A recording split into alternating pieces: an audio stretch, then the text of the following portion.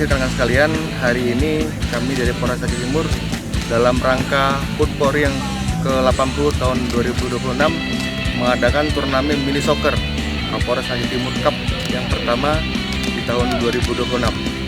Ini kegiatan bukan semata-mata untuk mencari kemenangan. Ini adalah ajang silaturahmi kita kepada para masyarakat dan para peserta. Diutamakan adalah di sini adalah sportivitas. Harapan ke depan Polri makin dekat kepada masyarakat.